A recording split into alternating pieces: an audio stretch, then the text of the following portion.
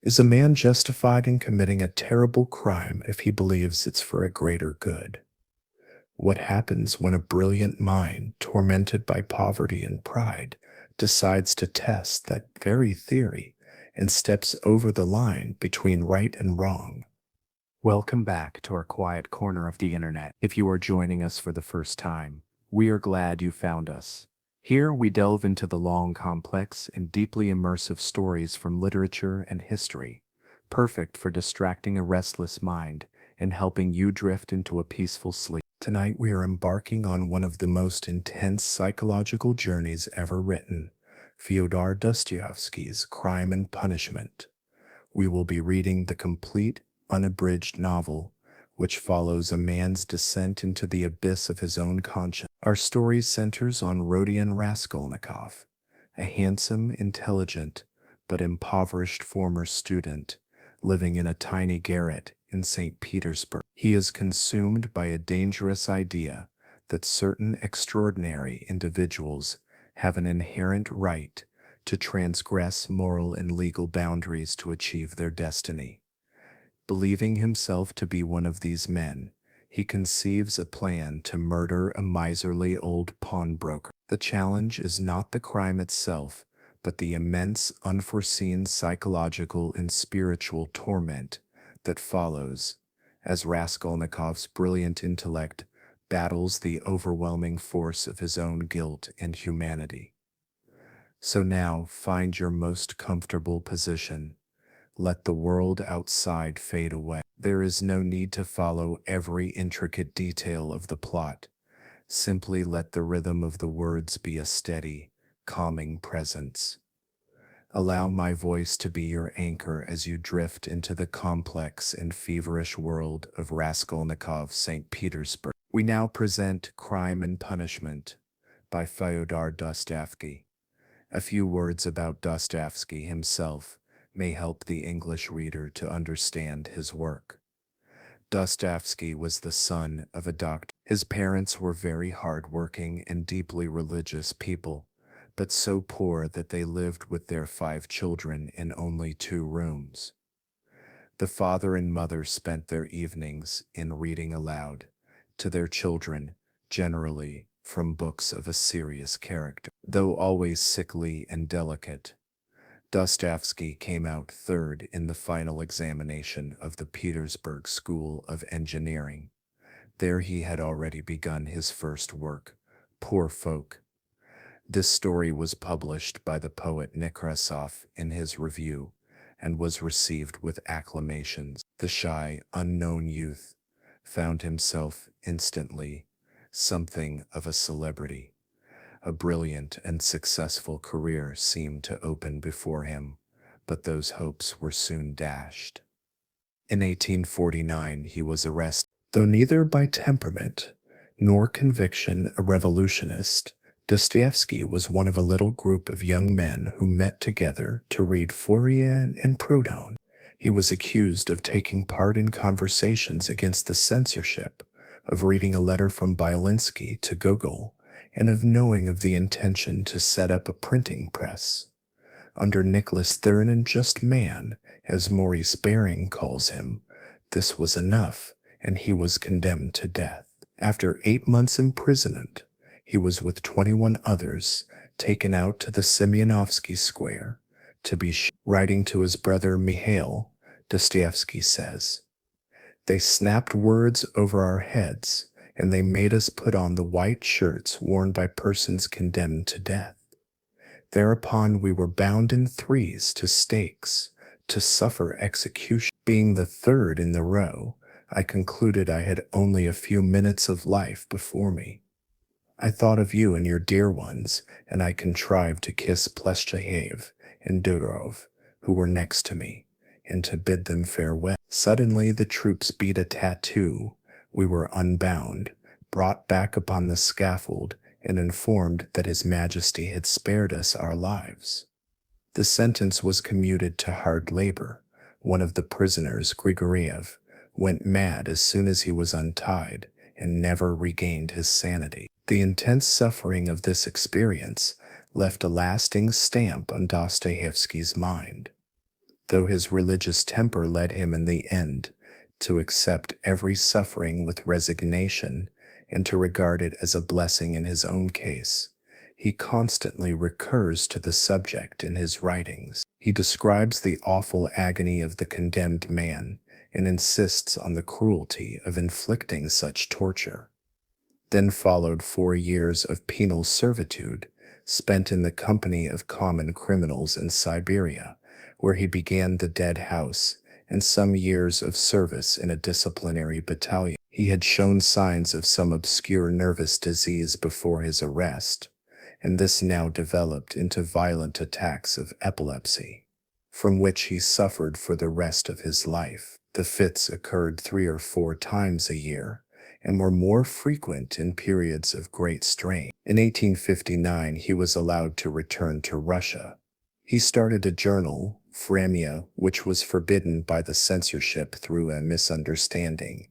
In 1864, he lost his first wife and his brother Mihail. He was in terrible poverty, yet he took upon himself the payment of his brother's debts. He started another journal, the Epoch, which within a few months was also prohibited. He was weighed down by debt. His brother's family was dependent on him. He was forced to write at heartbreaking speed and is said never to have corrected his work. The later years of his life were much softened by the tenderness and devotion of his second wife. In June 1880, he made his famous speech at the unveiling of the monument to Pushkin in Moscow, and he was received with extraordinary demonstrations of love and honor. A few months later, Dostoevsky died. He was followed to the grave by a vast multitude of mourners, who gave the hapless man the funeral of a king. He is still probably the most widely read writer in Russia. In the words of a Russian critic, who seeks to explain the feeling inspired by Dostoevsky, he was one of ourselves, a man of our blood and our bone, but one who has suffered and has seen so much more deeply than we have. His insight impresses us as wisdom, that wisdom of the heart which we seek that we may learn from it how to live. All his other gifts came to him from nature. This he won for himself, and through it he became great. Chapter 1. On an exceptionally hot evening early in July, a young man came out of the garret in which he lodged in Seg Place and walked slowly, as though in hesitation, towards Kei Bridge.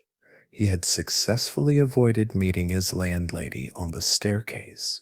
His garret was under the roof of a high 5-storied house and was more like a cupboard than a room. The landlady who provided him with garret, dinners, and attendance lived on the floor below, and every time he went out he was obliged to pass her kitchen, the door of which invariably stood open.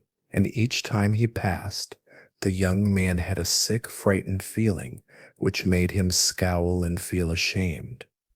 He was hopelessly in debt to his landlady and was afraid of meeting her. This was not because he was cowardly and abject, quite the contrary, but for some time past he had been in an overstrained, irritable condition, verging on hypochondria.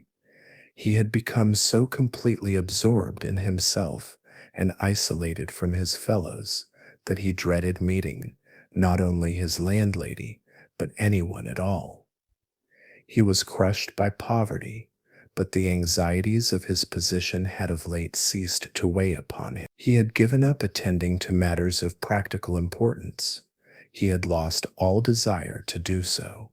Nothing that any landlady could do had a real terror for him, but to be stopped on the stairs, to be forced to listen to her trivial, irrelevant gossip, to pestering demands for payment, threats and complaints, and to rack his brains for excuses, to prevaricate, to lie.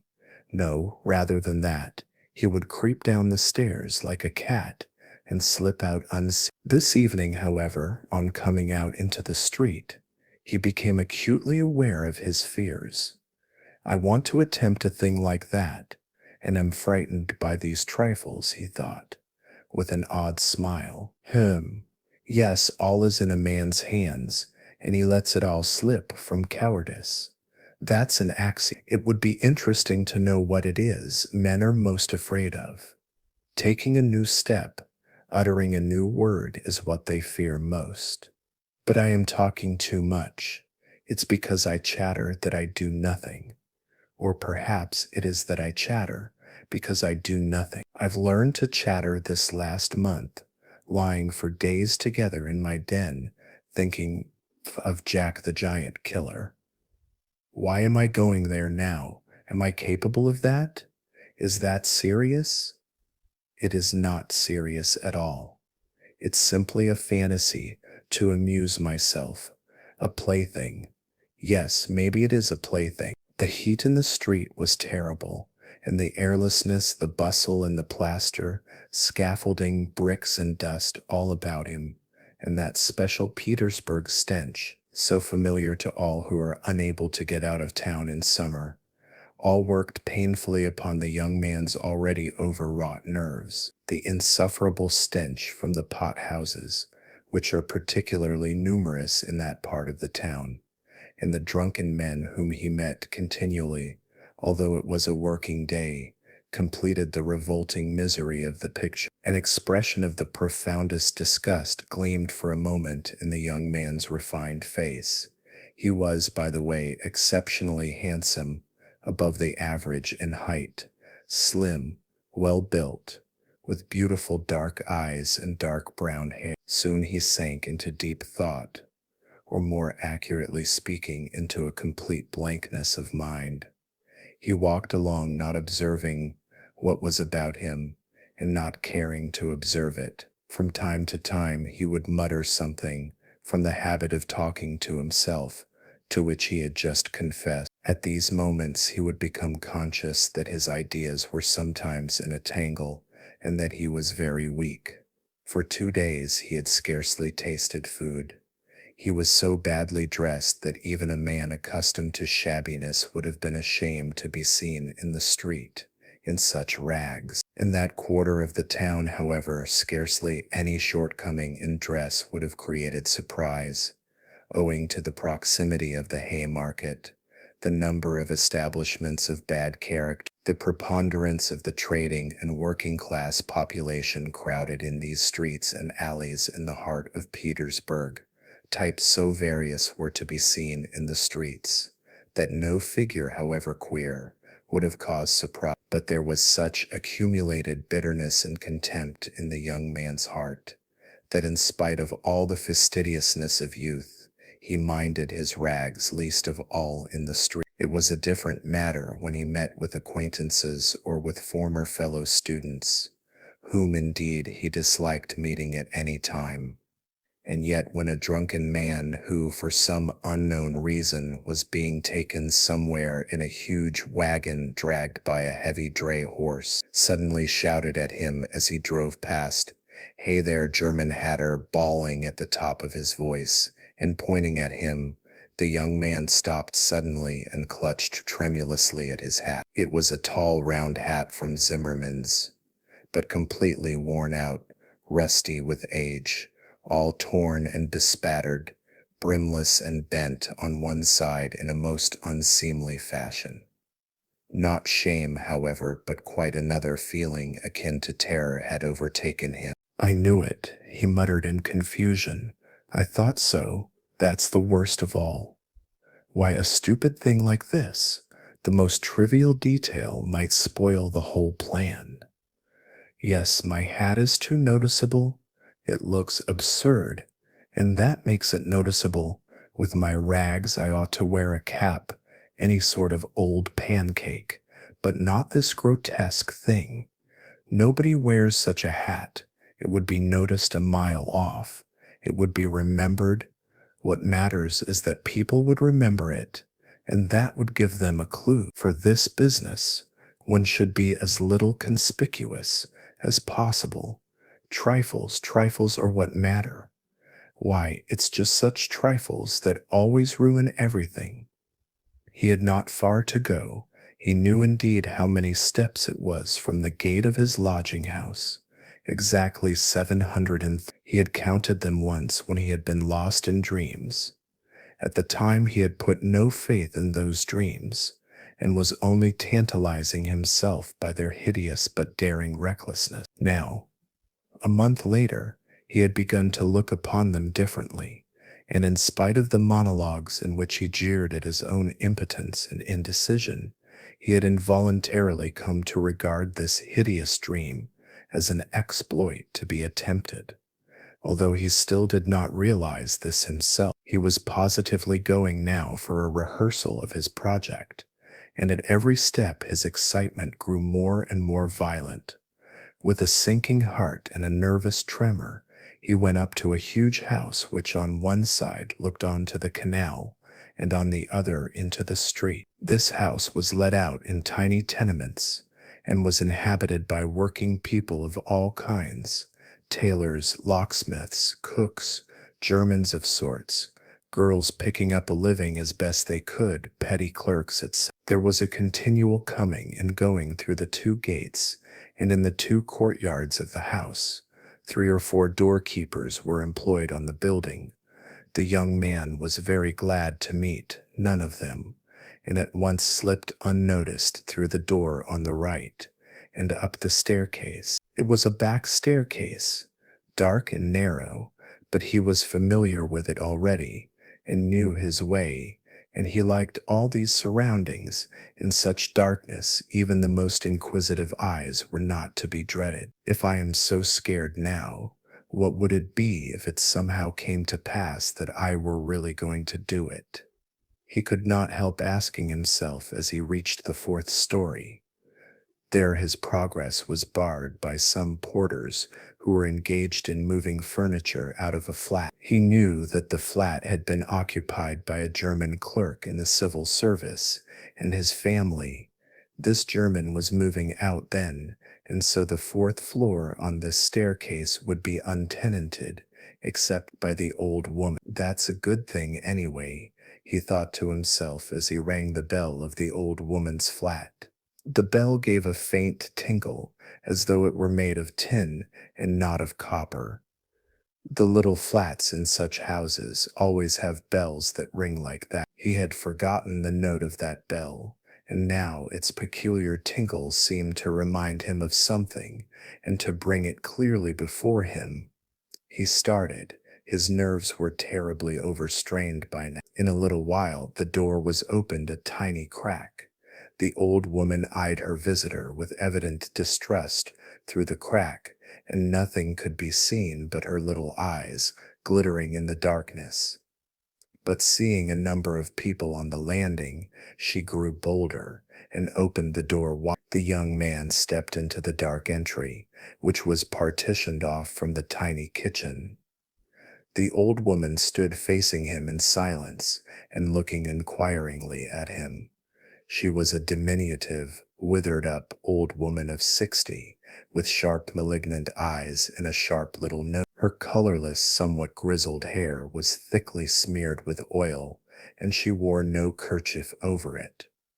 Round her thin, long neck, which looked like a hen's leg, was knotted some sort of flannel rag, and in spite of the heat, there hung flapping on her shoulders a mangy fur cape, yellow with age. The old woman coughed and groaned at every instant. The young man must have looked at her with a rather peculiar expression, for a gleam of mistrust came into her eyes again. Raskolnikov. A student. I came here a month ago, the young man made haste to mutter, with a half bow, remembering that he ought to be more polite. I remember, my good sir, I remember quite well your coming here, the old woman said distinctly, still keeping her inquiring eyes on his face. And here I am again on the same errand, Raskolnikov continued, a little disconcerted and surprised at the old woman's mistrust. Perhaps she is always like that, though, only I did not notice it the other time, he thought with an uneasy feeling. The old woman paused, as though hesitating, then stepped on one side, and pointing to the door of the room, she said, letting her visitor pass in front of her, "Step in, my good sir." The little room into which the young man walked, with yellow paper on the walls, geraniums and muslin curtains in the windows, was brightly lighted up at that moment by the setting sun. So the sun will shine like this then too, flashed as it were by chance through Raskolnikov's mind, and with a rapid glance he scanned everything in the room, trying as far as possible to notice and remember its arrangement. But there was nothing special in the room. The furniture, all very old and of yellow wood, consisted of a sofa with a huge bent wooden back, an oval table in front of the sofa, a dressing table with a looking glass fixed on it between the windows, chairs along the walls, and 2 or 3 halfpenny prints in yellow frame representing German damsels with birds in their hands. That was all. In the corner a light was burning before a small icon. Everything was very clean. The floor and the furniture were brightly polished. Everything Lizaveta's work, thought the young man. There was not a speck of dust to be seen in the whole flat. It's in the houses of spiteful old widows that one finds such cleanliness, Raskolnikov thought again, and he stole a curious glance at the cotton curtain over the door leading into another tiny room, in which stood the old woman's bed and chest of drawers, and into which he had never looked before. These 2 rooms made up the whole flat. "What do you want?" the old woman said severely, coming into the room, and as before, standing in front of him so as to look him straight in the face. "I've brought something to pawn here," and he drew out of his pocket an old-fashioned flat silver watch, on the back of which was engraved a globe. The chain was of steel, but the time is up for your last pledge. The month was up the day before yesterday. I will bring you the interest for another month. Wait a little, but that's for me to do as I please, my good sir, to wait or to sell your pledge at once. How much will you give me for the watch, Alyona Ivanovna? Wed. You come with such trifles, my good sir. It's scarcely worth anything. I gave you 2 rubles last time for your ring, and one could buy it quite new at a jeweler's for 1.50 rubles. Give me 4 rubles for it. I shall redeem it. It was my father's. I shall be getting some money soon. 1.50 rubles. An interest in advance, if you like. 1.50 rubles, cried the young man. Please yourself, and the old woman handed him back the watch. The young man took it, and was so angry that he was on the point of going away, but checked himself at once, remembering that there was nowhere else he could go, and that he had had another object also in coming.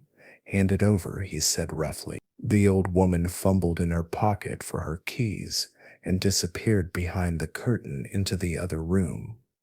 The young man, left standing alone in the middle of the room, listened inquisitively, thinking. He could hear her unlocking the chest of drawers. It must be the top drawer, he reflected. So, she carries the keys in a pocket on the right, all in one bunch on a steel ring, and there's one key there 3 times as big as all the others, with deep notches that can't be the key of the chest of drawers. Then there must be some other chest or strong box that's worth knowing. Strong boxes always have keys like that, but how degrading it all is. The old woman came back. Here, sir, as we say 10 kopecks the ruble a month, so I must take 15 kopecks from 1.50 rubles for the month in advance. But for the 2 rubles I lent you before, you owe me now 20 kopecks on the same reckoning in advance. That makes 35 kopecks altogether, so I must give you 1.15 rubles for the watch. Here it is. What? Only 1.15 rubles now. Just so. The young man did not dispute it, and took the money. He looked at the old woman, and was in no hurry to get away, as though there was still something he wanted to say or to do, but he did not himself quite know what. I may be bringing you something else in a day or two, Alyona Ivanovna. A valuable thing, silver, a cigarette box. As soon as I get it back from a friend. He broke off in confusion. Well, We will talk about it then, so goodbye. Are you always at home alone? Your sister is not here with you? He asked her as casually as possible as he went out into the passage. What business is she of yours, my good sir? Oh, nothing particular, I simply asked. You are too quick. Good day, Alyona Ivanovna. Raskolnikov went out in complete confusion. This confusion became more and more intense. As he went down the stairs, he even stopped short 2 or 3 times, as though suddenly struck by some thought. When he was in the street, he cried out, "Oh God, how loathsome it all is, and can I possibly— No, it's nonsense, it's rubbish," he added resolutely. And how could such an atrocious thing come into my head? What filthy things my heart is capable of. Yes, filthy above all, disgusting, loathsome, and for a whole month I've been— But no words, no exclamations could express his agitation. The feeling of intense repulsion which had begun to oppress and torture his heart while he was on his way to the old woman had by now reached such a pitch and had taken such a definite form that he did not know what to do with himself to escape from his wretchedness. He walked along the pavement like a drunken man, regardless of the passers-by, and jostling against them, and only came to his senses when he was in the next street. Looking round, he noticed that he was standing close to a tavern which was entered by steps leading from the pavement to the basement. At that instant 2 drunken men came out at the door, and abusing and supporting one another, they mounted the step. Without stopping to think, Raskolnikov went down the steps at once. Till that moment he had never been into a tavern, but now he felt giddy and was tormented by a burning thirst. He longed for a drink of cold beer and attributed his sudden weakness to the want of food. He sat down at a sticky little table in a dark and dirty corner, ordered some beer, and eagerly drank off the first glassful. At once he felt easier, and his thoughts became clear. "All that's nonsense," he said hopefully, "and there is nothing in it all to worry about. It's simply physical derangement. Just a glass of beer, a piece of dry bread, and in one moment the brain is stronger, the mind is clearer, and the will is firm. Phew, how utterly petty it all is." But in spite of this scornful reflection, he was by now looking cheerful, as though he were suddenly set free from a terrible burden, and he gazed round in a friendly way at the people in the room. But even at that moment he had a dim foreboding that this happier frame of mind was also not normal. There were few people at the time in the tavern, besides the 2 drunken men he had met on the steps.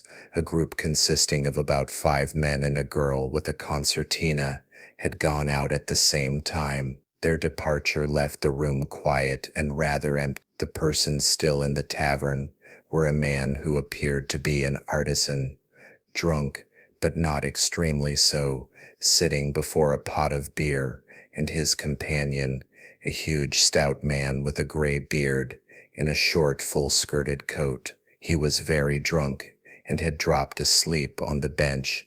Every now and then he began, as though in his sleep, cracking his fingers with his arms wide apart and the upper part of his body bounding about on the bench, while he hummed some meaningless refrain, trying to recall some such lines as these: "His wife a year he fondly loved, his wife a year he fondly loved," or suddenly waking up again, walking along the crowded row, he met the one he used to know. But no one shared his enjoyment. His silent companion looked with positive hostility and mistrust at all these manifestations.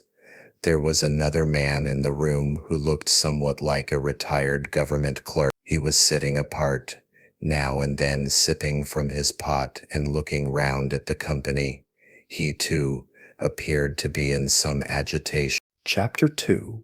Raskolnikov was not used to crowds, and as we said before, he avoided society of every sort, more especially of late. But now, all at once, he felt a desire to be with other people. Something new seemed to be taking place within him, and with it he felt a sort of thirst for company. He was so weary after a whole month of concentrated wretchedness and gloomy excitement that he longed to rest, if only for a moment, in some other world, whatever it might be, and in spite of the filthiness of the surroundings, he was glad now to stay in the tavern. The master of the establishment was in another room, but he frequently came down some steps into the main room, his jaunty tarred boots with red turnover tops coming into view each time before the rest of his person. He wore a full coat and a horribly greasy black satin waistcoat, with no cravat, and his whole face seemed smeared with oil like an iron lock. At the counter stood a boy of about 14, and there was another boy somewhat younger, who handed whatever was wanted. On the counter lay some sliced cucumber, some pieces of dried black bread, and some fish, chopped up small, all smelling very bad.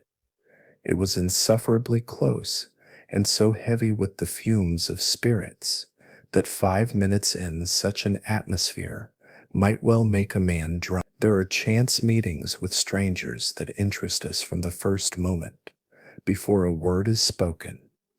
Such was the impression made on Raskolnikov by the person sitting a little distance from him, who looked like a retired clerk. The young man often recalled this impression afterwards, and even ascribed it to presentiment.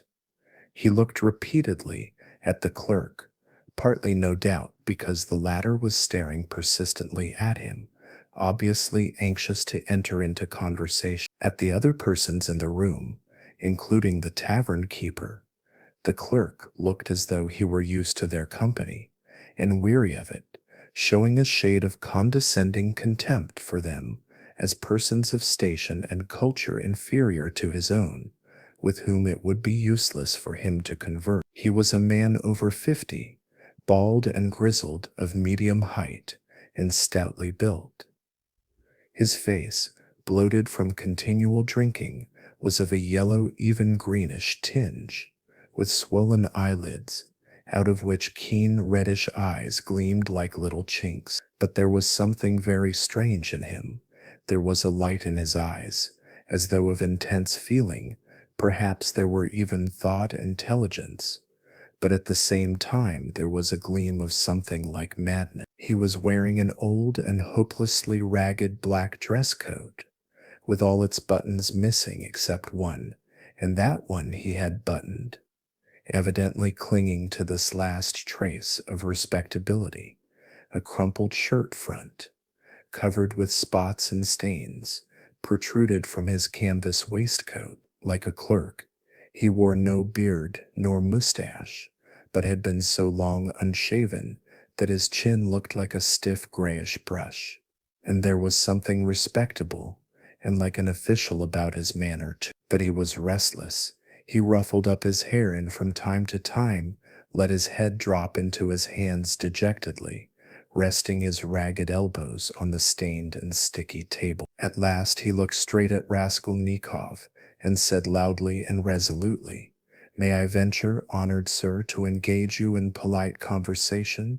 For as much as though your exterior would not command respect, my experience admonishes me that you are a man of education and not accustomed to drinking. I have always respected education when in conjunction with genuine sentiments, and I am besides a titular counselor in rank. Marmeladov, such is my name, titular counselor. I make bold to inquire, have you been in the service?" "No, I am studying," answered the young man, somewhat surprised at the grandiloquent style of the speaker, and also at being so directly addressed, in spite of the momentary desire he had just been feeling for company of any sort. On being actually spoken to, he felt immediately his habitual irritable and uneasy aversion for any stranger who approached or attempted to approach him. "A student, then, or formerly a student?" cried the clerk. "Just what I thought. I'm a man of experience, immense experience, sir," and he tapped his forehead with his fingers in self-approval. "You've been a student or have attended some learned institution, but allow me." He got up, staggered, took up his jug and glass, and sat down beside the young man facing him a little sideways. He was drunk, but spoke fluently and boldly, only occasionally losing the thread of his sentences and drawling his words. He pounced upon Raskolnikov as greedily as though he too had not spoken to a soul for a month. "Honored sir," he began almost with solemnity, "poverty is not a vice, that's a true saying, yet I know too that drunkenness is not a virtue, and that that's even true. But beggary, honored sir, beggary is a vice. In poverty you may still retain your innate nobility of soul, but in beggary, never. For beggary, a man is not chased out of human society with a stick, he is swept out with a broom, so as to make it as humiliating as possible. And quite right too, for as much as in beggary I am ready to be the first to humiliate myself. Hence the pothouse. Honored sir, a month ago Mr. Lebeziatnikov gave my wife a beating, and my wife is a very different matter from me. Do you understand? Allow me to ask you another question out of simple curiosity. Have you ever spent a night on a hay barge on the net? No, I have not happened to, answered Raskolnikov. What do you mean? Well, I've just come from one and it's the 5th night I've slept so. He filled his glass, emptied it, and paused. Bits of hay were in fact clinging to his clothes and sticking to his hair.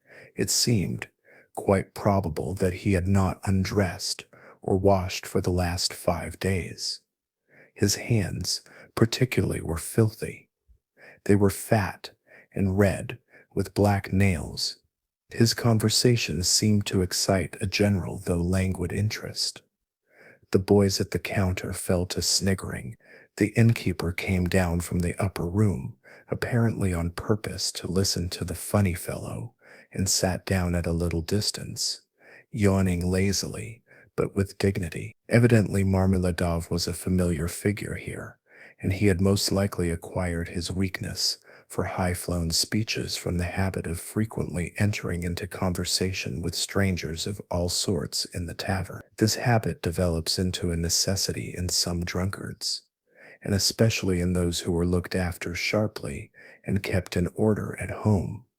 Hence, in the company of other drinkers, they try to justify themselves, and even if possible obtain consideration.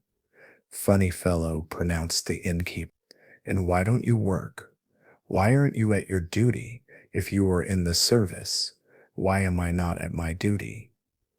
Honored sir, Marmeladov went on, addressing himself exclusively to Raskolnikov, as though it had been he who put that question to him. Why am I not at my duty? Does not my heart ache to think what a useless worm I am? A month ago, when Mr. Lebeziatnikov beat my wife with his own hands, and I lay drunk, didn't I suffer? Excuse me, young man, has it ever happened to you? Well, to petition hopelessly for a loan. Yes, it has. But what do you mean by hopelessly? Hopelessly in the fullest sense, when you know beforehand that you will get nothing by it. You know, for instance, beforehand with positive certainty that this man, this most reputable and exemplary citizen, will on no consideration give you money, and indeed I ask you, why should he? For he knows, of course, that I shan't pay it back. From compassion? But Mr. Lebeziatnikov, who keeps up with modern ideas, explained the other day that compassion is forbidden nowadays by science itself, and that that's what is done now in England, where there is political economy. Why, I ask you, should he give it to me? And yet, though I know beforehand that he won't, I set off to him. And why do you go? Put in Raskolnikov.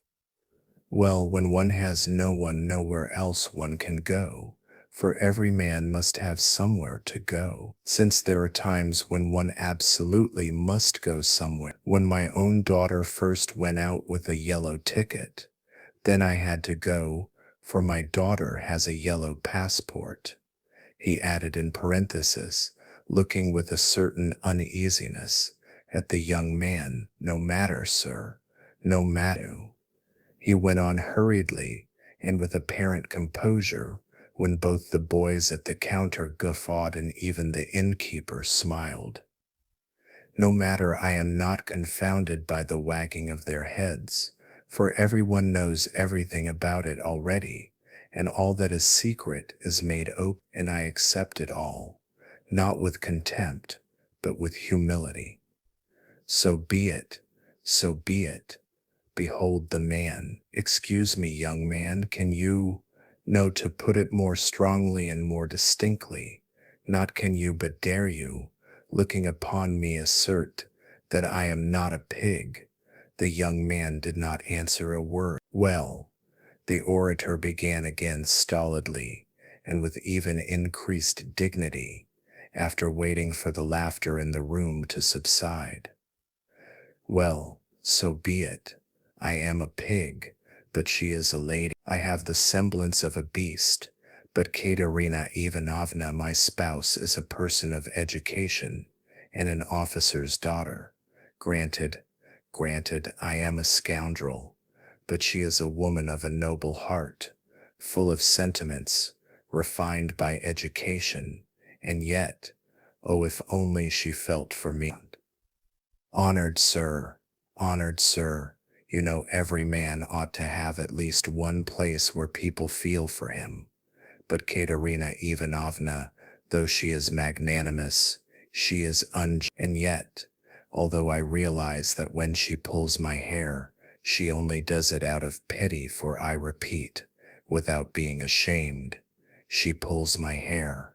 Young man, he declared with redoubled dignity, hearing the sniggering again, but my God, if she would but once. But no, it's all in vain, and it's no use talking. No use talking, for more than once my wish did come true, and more than once she has felt for me, but such is my fate, and I am a beast by nature. Rather, assented the innkeeper, yawning. Marmeladov struck his fist resolutely on the table. Such is my fate.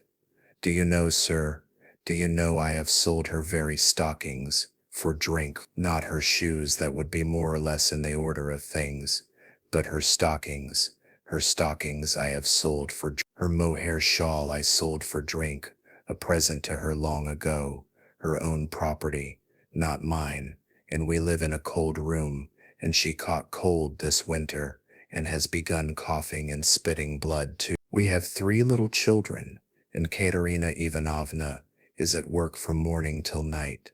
She is scrubbing and cleaning and washing the children, for she's been used to cleanliness from a child.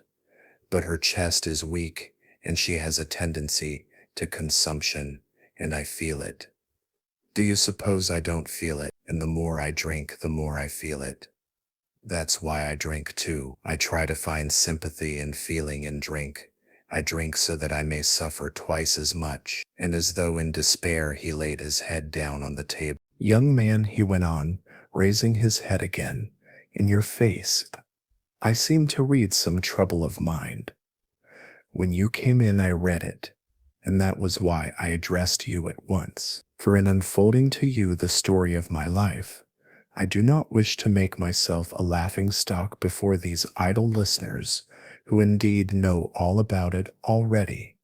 But I am looking for a man of feeling and education. Know then that my wife was educated in a high-class school for the daughters of noblemen, and on leaving, she danced the shawl dance before the governor and other personages, for which she was presented with a gold medal and a certificate of merit. The medal, well, the medal, of course, was sold long ago. But the certificate of merit is in her trunk still, and not long ago she showed it to our landlady. And although she is most continually on bad terms with the landlady, yet she wanted to tell someone or other of her past honors and of the happy days that are gone. I don't condemn her for it. I don't blame her, for the one thing left her is recollection of the past, and all the rest is dust and ashes. Yes, yes, she is a lady of spirit, proud and determined. She scrubs the floors herself and has nothing but black bread to eat, but won't allow herself to be treated with disrespect. That's why she would not overlook Miss Lebeziatnikov's rudeness to her, and so when he gave her a beating for it, she took to her bed more from the hurt to her feelings than from the blows. She was a widow when I married her, with 3 children, one smaller than the other. She married her first husband, an infantry officer, for love, and ran away with him from her father's house. She was exceedingly fond of her husband, but he gave way to cards, got into trouble, and with that he died. He used to beat her at the end, and although she paid him back, of which I have authentic documentary evidence, to this day she speaks of him with tears, and she throws him up to me, and I am glad.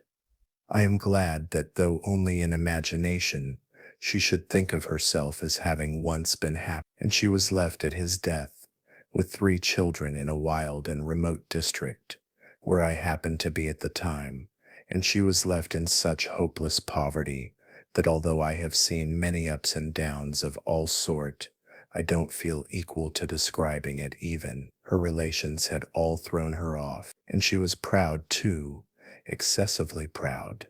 And then, honored sir, and then I, being at the time a widower, with a daughter of 14 left me by my first wife, offered her my hand, for I could not bear the sight of such suffering. You can judge the extremity of her calamities, that she, a woman of education and culture and distinguished family, should have consented to be my wife, but she did, weeping and sobbing and wringing her hands.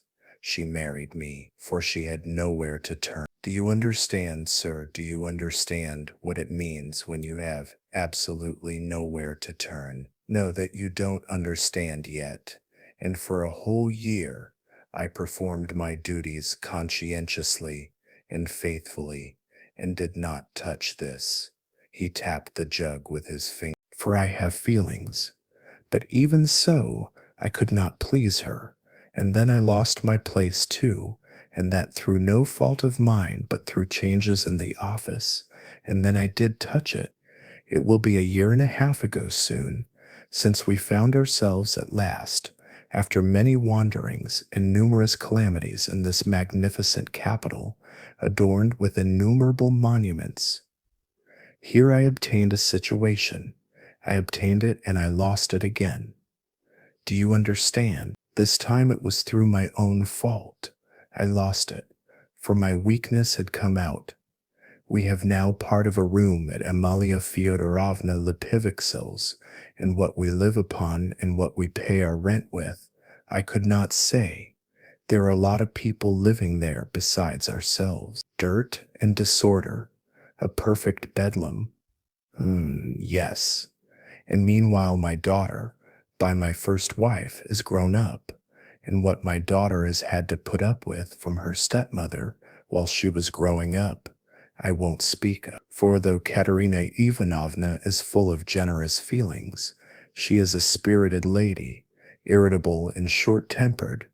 Yes, but it's no use going over that. Sonia, as you may well fancy, has had no education. I did make an effort 4 years ago to give her a course of geography and universal history, but as I was not very well up in those subjects myself, and we had no suitable books, and what books we had, anyway, we have not even those now, so all our instruction came to an end. We stopped at Cyrus of Persia. Since she has attained years of maturity, she has read other books of romantic tendency, and of late she had read with great interest a book she got through Mr. Lebeziatnikov, Loza's Physiology, do you know, and even recounted extracts from it to us, and that's the whole of her education. And now may I venture to address you, honored sir, on my own account with a private question. Do you suppose that a respectable poor girl can earn much by honest work? Not 15 farthings a day can she earn, if she is respectable and has no special talent, and that without putting her work down for an instant. And what's more, even Ivanich Klubstock, the civil councillor, have you heard of him? Has not to this day paid her for the half-dozen linen shirts she made him, and drove her roughly away, stamping and reviling her, on the pretext that the shirt collars were not made like the pattern and were put in askew. And there are the little ones hungry, and Katerina Ivanovna, walking up and down and wringing her hands, her cheeks flushed red as they always are in that disease. Here you live with us, says she. You eat and drink and are kept warm, and you do nothing to help, and much she gets to eat and drink when there is not a crust for the little ones for 3 days. I was lying at the time. Well, what of it? I was lying drunk, and I heard my Sonia speaking.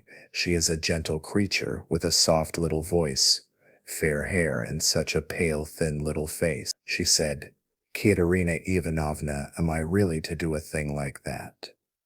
And Darya Frantsovna, a woman of evil character and very well known to the police, had 2 or 3 times tried to get at her through the landlady. And why not? Said Katerina Ivanovna, with a jeer. You are something mighty precious to be so careful of. But don't blame her, honored sir, don't blame her. She was not herself when she spoke, but driven to distraction by her illness and the crying of the hungry children, and it was said more to wound her than anything else. For that's Katerina Ivanovna's character, and when children cry, even from hunger, she falls to beating them at once. At 6 o'clock I saw Sonia get up, put on her kerchief and her cape, and go out of the room, and about 9 o'clock she came back. She walked straight up to Katerina Ivanovna, and she laid 30 rubles on the table before her in silence. She did not utter a word. She did not even look at her. She simply picked up our big green drap de dames shawl. We have a shawl made of drap de dames, put it over her head and face, and lay down on the bed with her face to the wall. Only her little shoulders and her body kept shuddering, and I went on lying there, just as before. And then I saw a young man. I saw Katerina Ivanovna, in the same silence, go up to Sonia's little bed. She was on her knees all the evening kissing Sonia's feet, and would not get up, and then they both fell asleep in each other's arms, together, yes, and I lay drunk. For I have feelings, but even so, I could not please her, and then I lost my place too, and that through no fault of mine, but through changes in the office. And then I did touch it. It will be 1.5 years ago soon, since we found ourselves at last, after many wanderings and numerous calamities, in this magnificent capital, adorned with innumerable monuments. Here I obtained a situation. I obtained it, and I lost it again. Do you understand? This time it was through my own fault I lost it, for my weakness had come out. We have now part of a room at Amalia Fyodorovna Lipovexel's, and what we live upon and what we pay our rent with, I could not say. There are a lot of people living there besides ourselves, dirt and disorder, a perfect bedlam. Yes, and meanwhile my daughter by my first wife has grown up, and what my daughter has had to put up with from her stepmother whilst she was growing up, I won't speak of. For, though Katerina Ivanovna is full of generous feelings, she is a spirited lady, irritable and short-tempered. Yes, but it's no use going over that. Sonia, as you may well fancy, has had no education. I did make an effort 4 years ago to give her a course of geography and universal history, but as I was not very well up in those subjects myself, and we had no suitable books, and what books we had. Anyway, we have not even those now, so all our instruction came to an end. We stopped at Cyrus of Persia. Since she has attained years of maturity, she has read other books of romantic tendency, and of late she had read, with great interest, a book she got through Mr. Lebeziatnikov, Lewes's Physiology. Do you know it? And even recounted extracts from it to us. And that's the whole of her education. And now may I venture to address you, honored sir, on my own account with a private question. Do you suppose that a respectable poor girl can earn much? By honest work, not 15 farthings a day can she earn if she is respectable and has no special talent, and that without putting her work down for an instant. And what's more, Ivan Ivanitch Klopstock, the civil counselor, have you heard of him, has not to this day paid her for the half-dozen linen shirts she made him, and drove her roughly away, stamping and reviling her, on the pretext that the shirt collars were not made like the pattern and were put in askew, and there are the little ones hungry, and Katerina Ivanovna, walking up and down and wringing her hands, her cheeks flushed red, as they always are in that disease. Here you live with us, says she. You eat and drink and are kept warm, and you do nothing to help, and much she gets to eat and drink when there is not a crust for the little ones for 3 days. I was lying at the time. Well, what of it? I was lying drunk and I heard my Sonia speaking. She said, Katerina Ivanovna, am I really to do a thing like that? And Darya Frantsovna, a woman of evil character and very well known to the police, had 2 or 3 times tried to get at her through the landlady. And why not? Said Katerina Ivanovna, with a jeer. You are something mighty precious to be so careful of. But don't blame her, don't blame her. Honored sir, don't blame her. She was not herself when she spoke, but driven to distraction by her illness and the crying of the hungry children, and it was said more to wound her than anything else, for that's Katerina Ivanovna's character, and when children cry, even from hunger, she falls to beating them at once. At 6 o'clock I saw Sonia get up, put on her kerchief and her cape, and go out of the room, and about 9 o'clock she came back. She walked straight up to Katerina Ivanovna and she laid 30 rubles on the table before her in silence. She did not utter a word, she did not even look at her. She simply picked up our big green drap-de-dame's shawl, put it over her head and face, and lay down on the bed with her face to the wall. Only her little shoulders and her body kept shuddering, and I went on lying there just as before. And then I saw a young man. I saw Katerina Ivanovna in the same silence go up to Sonia's little bed. She was on her knees all the evening kissing Sonia's feet, and would not get up, and then they both fell asleep in each other's arms together. Yes, and I lay drunk. That was 5 weeks ago, sir. Yes, as soon as Katerina Ivanovna and Sonia heard of it, mercy on us, it was as though I stepped into the kingdom of heaven. It used to be, you can lie like a beast, nothing but abuse.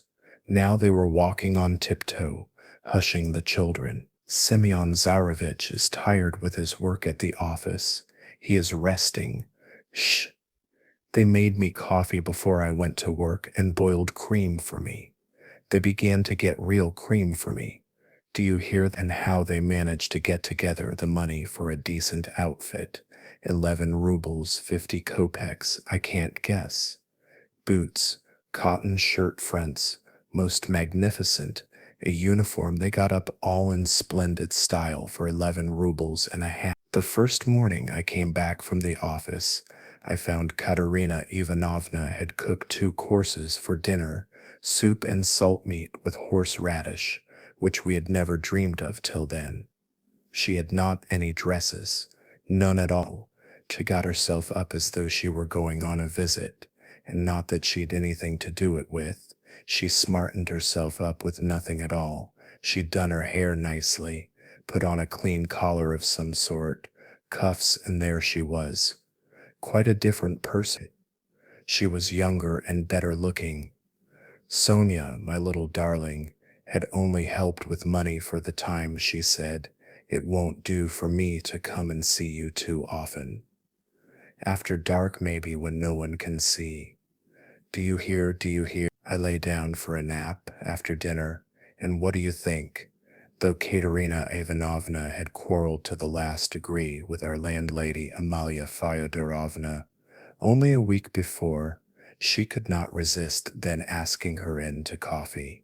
For 2 hours they were sitting, whispering together. Semyon Tsarevich is in the service again now, and receiving a salary, says she, and he went himself to His Excellency, and His Excellency himself came out to him, made all the others wait, and led Semyon Tsarevich by the hand before everybody into his study.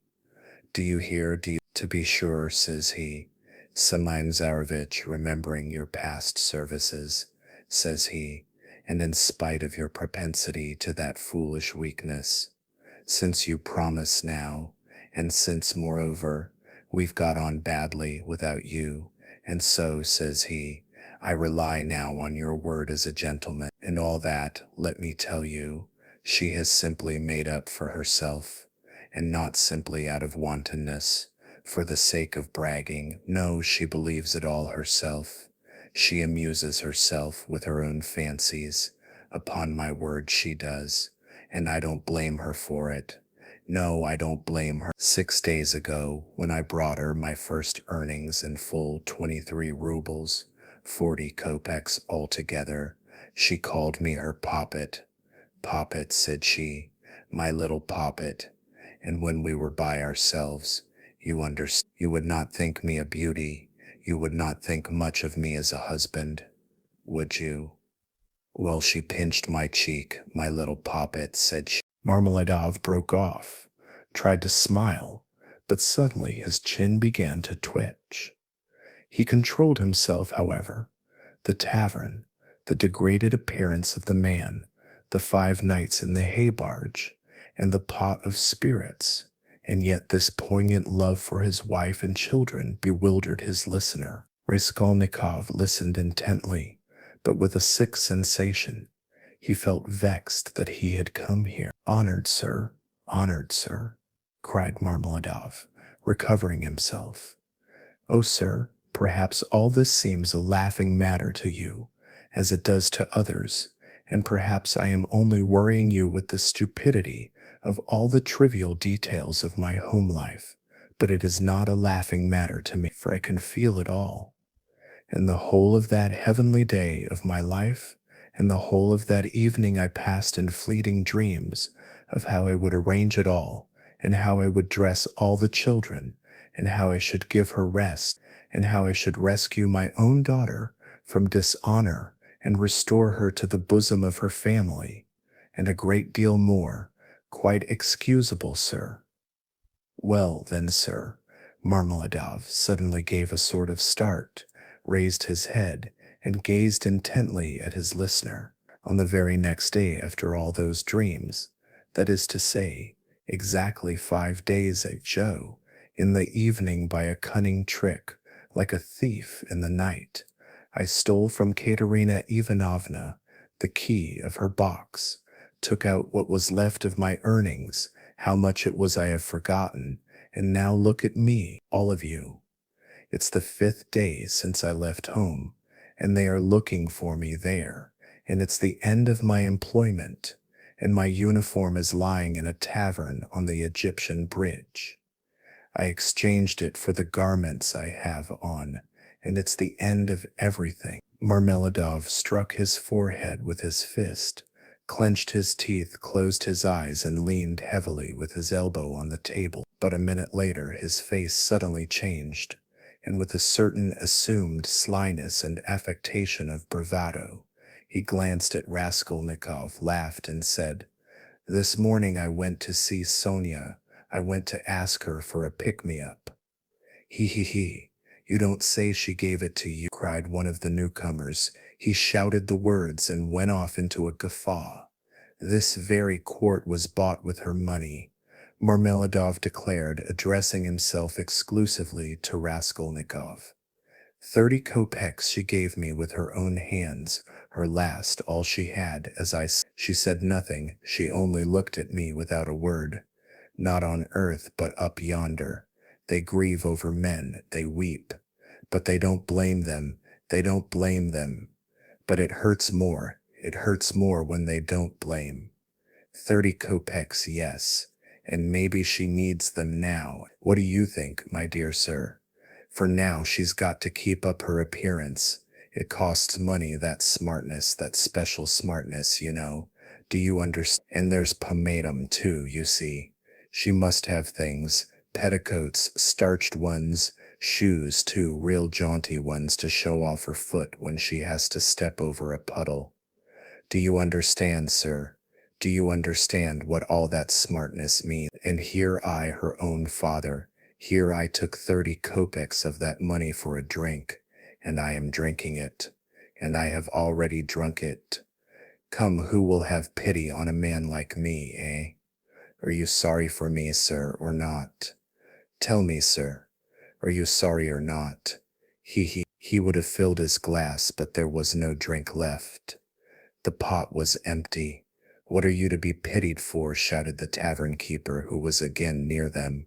Shouts of laughter and even oaths followed. The laughter and the oaths came from those who were listening, and also from those who had heard nothing but were simply looking at the figure of the discharged government clerk. To be pitied, why am I to be pitied? Marmeladov suddenly declaimed, standing up with his arm outstretched, as though he had been only waiting for that question. Why am I to be pitied, you say? Yes, there's nothing to pity me for. I ought to be crucified on a cross, not pitied. Crucify me, O judge, crucify me, but pity me, and then I will go of myself to be crucified. For it's not merrymaking I seek, but tears and tribulation. Do you suppose, you that sell, that this pint of yours has been sweet to me? It was tribulation I sought at the bottom of it, tears and tribulation, and have found it, and I have tasted it.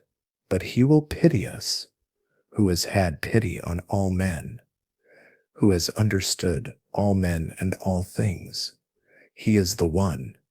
He too is the judge. He will come in that day, and he will ask, where is the daughter who gave herself for her cross, consumptive stepmother, and for the little children of another? Where is the daughter who had pity upon the filthy drunkard, her earthly father, undismayed by his beastliness? And he will say, come to me. I have already forgiven thee once. I have forgiven thee once. Thy sins, which are many, are forgiven thee, for thou hast loved much. And he will forgive my Sonia. He will forgive, I know it. I felt it in my heart when I was with her just now. And he will judge and will forgive all, the good and the evil, the wise and the meek. And when he is done with all of them, then he will summon us. You too come forth. He will say, come forth, ye drunkards. Come forth, ye weak ones.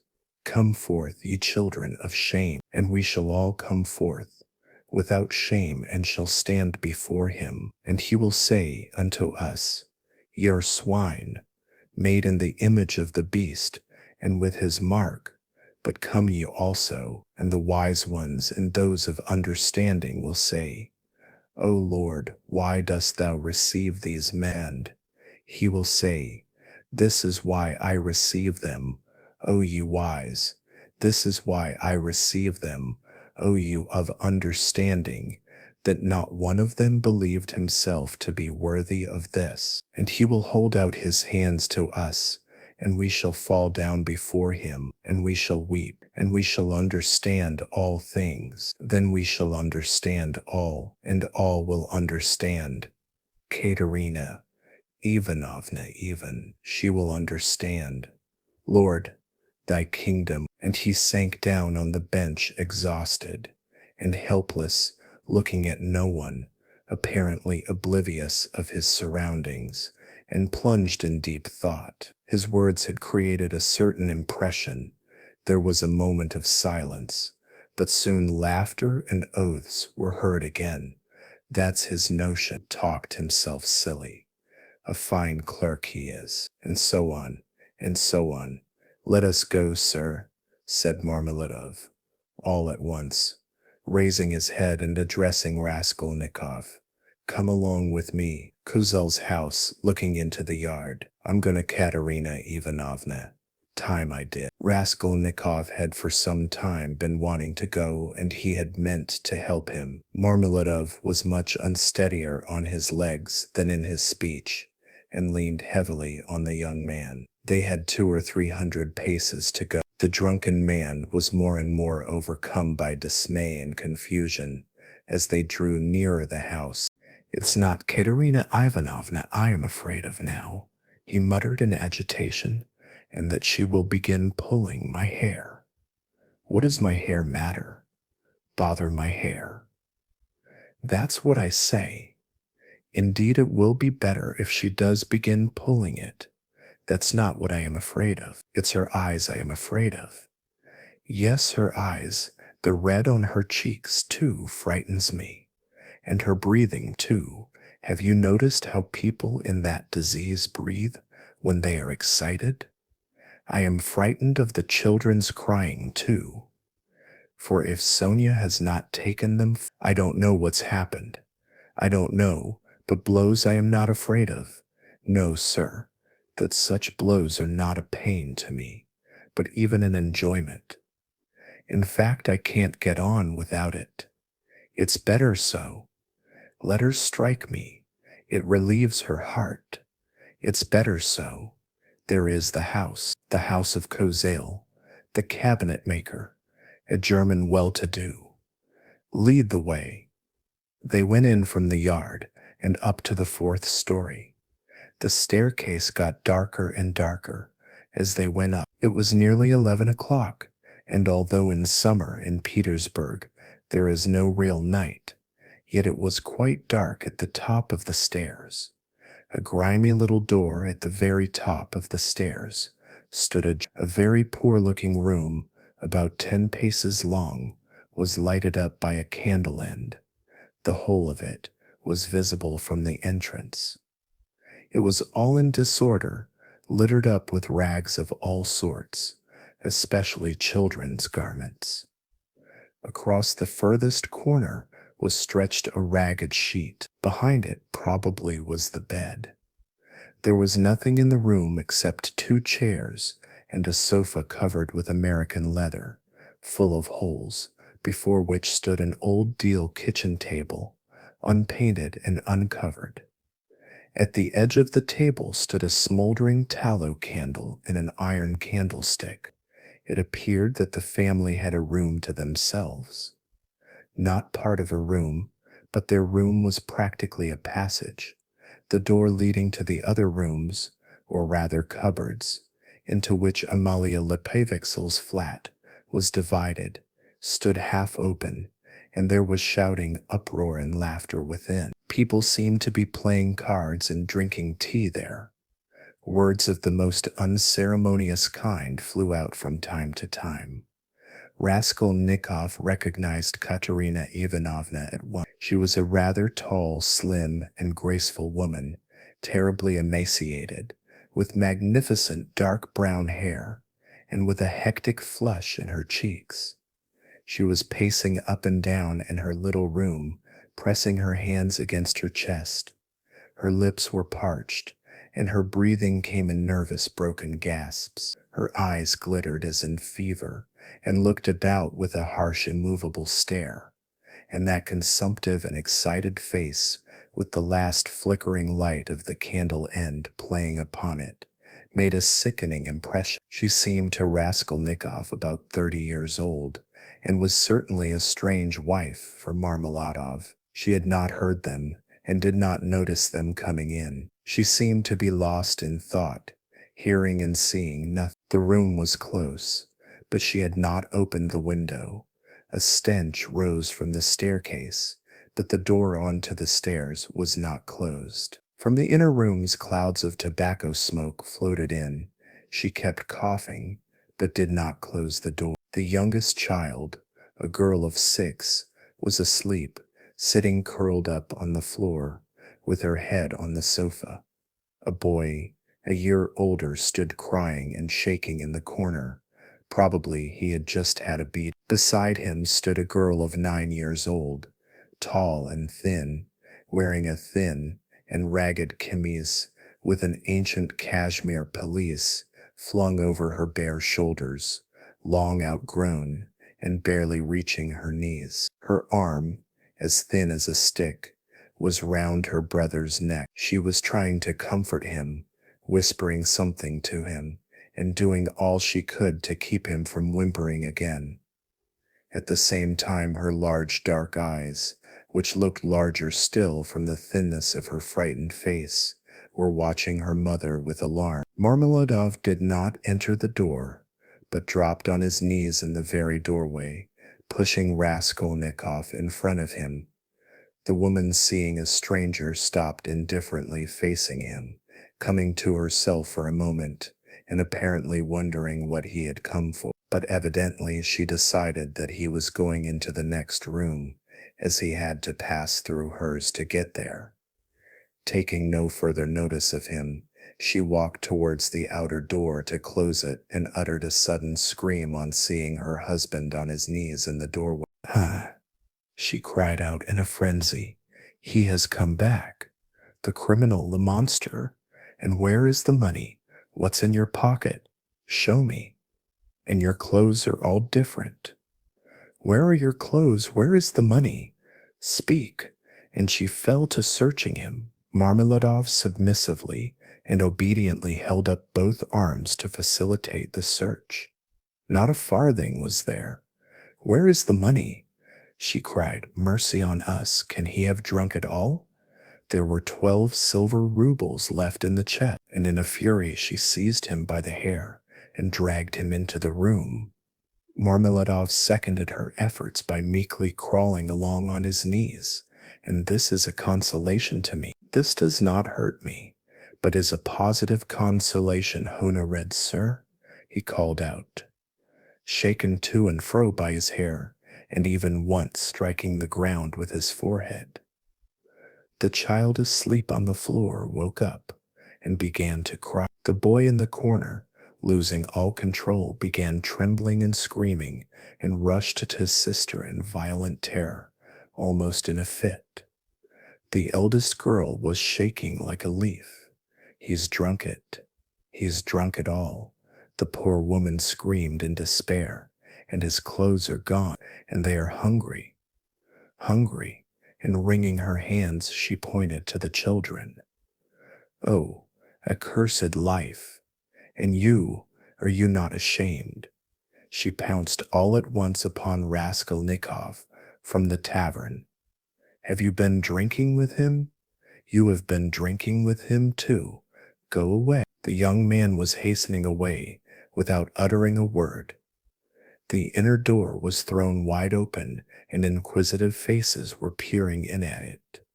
Coarse laughing faces with pipes and cigarettes, and heads wearing caps thrust themselves in at the doorway. Further in could be seen figures in dressing gowns flung open, in costumes of unseemly scantiness, some of them with cards in their hands. They were particularly diverted when Marmeladov, dragged about by his hair, shouted that it was a consolation to him. They even began to come into the room. At last, a sinister, shrill outcry was heard.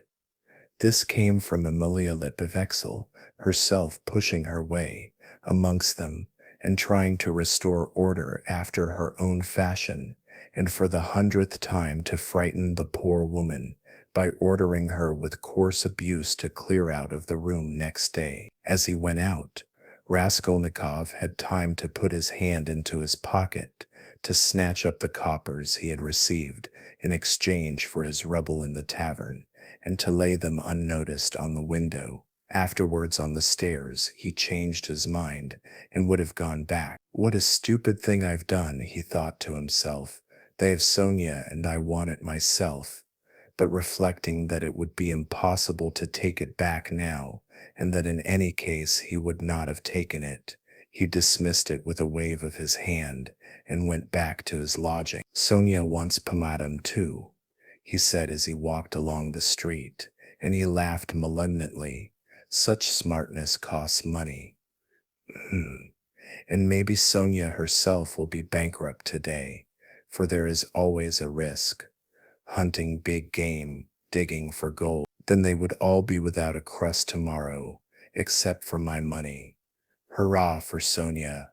What a mine they've dug there, and they're making the most of it. Yes, they are making the most of it. They've wept over it and grown used to it. Man grows used to everything, the scoundrel. He sank into thought. And what if I am wrong? He cried suddenly after a moment's thought. What if man is not really a scoundrel, man in general?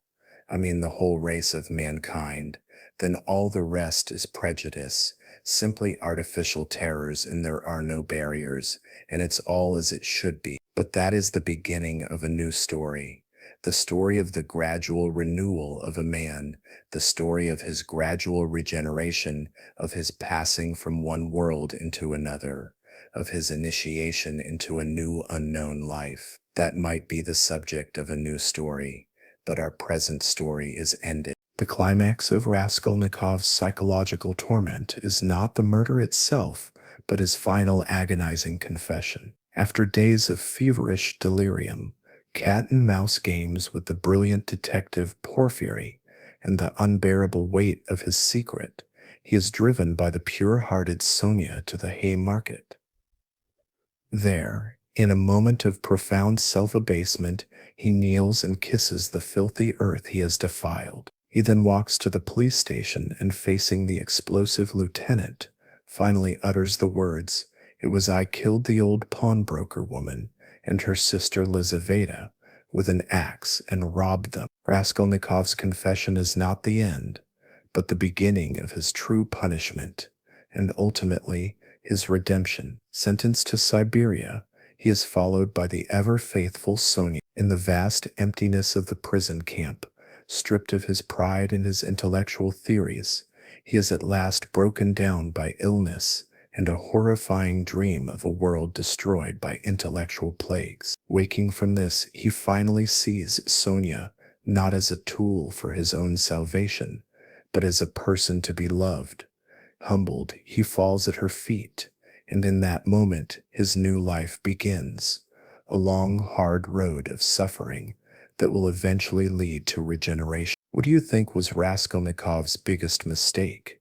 Was it the murder itself, or his belief that he was an extraordinary man who could commit it without consequence? Let me know your thoughts in the comments below. I truly enjoy reading your interpretation. If you found this deep dive into the human soul relaxing, and if it helped you quiet your mind for sleep, please consider giving this video a like and subscribing to the channel for more classic literature for a restless night. It helps our quiet community grow. Please also let me know what other long, complex stories you would like to hear next. Thank you for joining me on this journey. I hope you are now feeling wonderfully drowsy, and I wish you a night of deep, peaceful, and uninterrupted sleep. Good